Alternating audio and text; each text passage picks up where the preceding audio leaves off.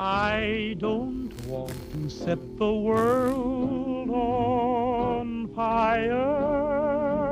For the third time, we're reminded that war never changes, but Fallout has. The post-apocalyptic RPG has jumped coasts to DC, dimensions to 3D, perspective to first person, and platforms to include consoles. It's all delivered by Bethesda, which bestowed the high fantasy Oblivion a few years back. Will the newest exodus from the vaults live up to its pedigree, or should it just duck and cover? Bye.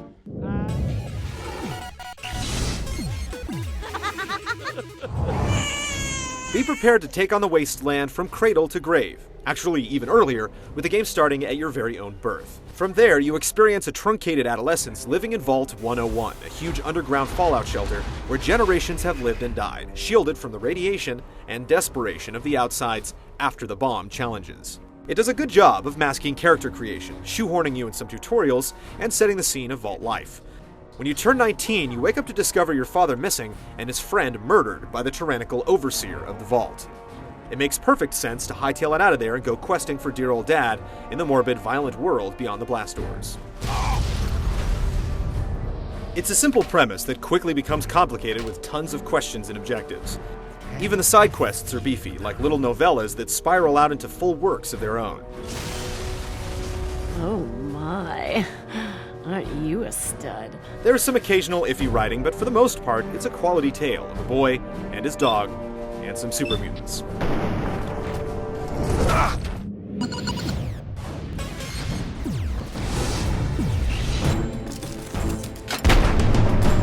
Fallout 3 is massive, and once through the streamlined vault opening, the world becomes your mutated oyster. You can tramp through the wastes in search of fame and fortune, stumbling upon hundreds of locations, enemies, and treacherous terrain.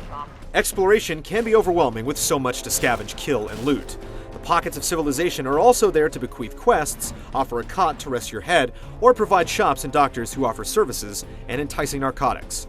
Just don't get addicted. What do you need? Your quests team up with your Pip-Boy, a combination PDA, flashlight, and FM radio, supplying maps, track points, and objectives, so when you're hell-bent on chipping away progress, you'll have a guiding light.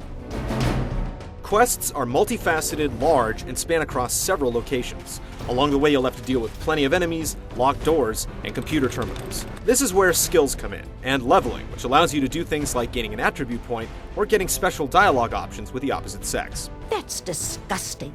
I'm old enough to be your grandmother. This is also where you improve skills that range from lockpicking to handling weapons. The game is so vast that the biggest problem is that it can all become overwhelming. Without the ability to mark your map, it's hard to remember where each high-level lock or group of super-powered enemies is. It's a rich world of content, and without multiple playthroughs using different character types, it's hard to see it all. A very flexible system does let you play What If, but there are few games with as much play per dollar as Fallout 3.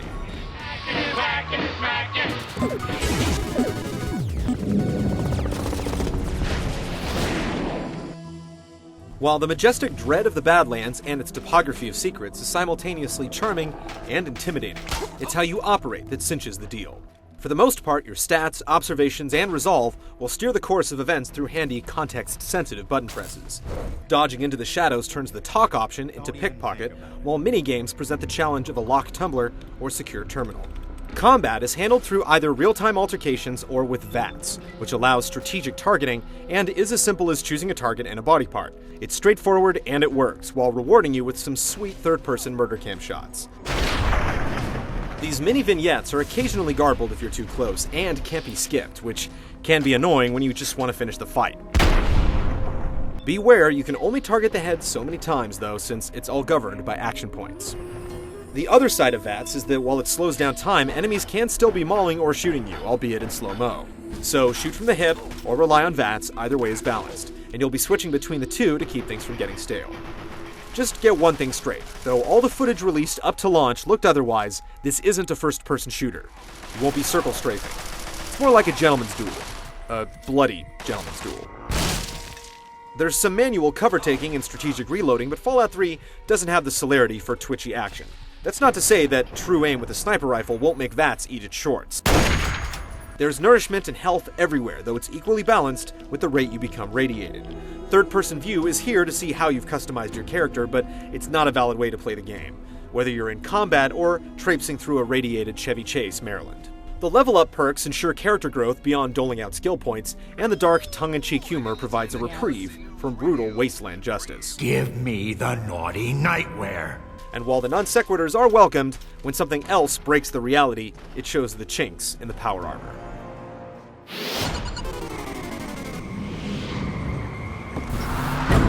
From the shiny sheen of power armor to the shrub on a dejected hill, the visuals drip with atmosphere. Set pieces are reused quite a bit, and the depravity does eventually start to look the same.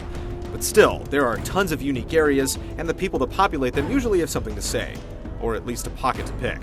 The populace generally comes across strong, though it seems the Uncanny Valley might be in DC, with unblinking eyes and some odd movements. Hello, sugar. The music from your Pip-Boy has some classy numbers from the 30s, while the score and sound design are always appropriate. All these positives make it even more painful when one of the game's many glitchy, buggy moments arise. Still, it's a pretty damn convincing world. Any preconceived notions about this post-apocalypto should be shelved. Fallout 3 is not another Gears of War or Halo.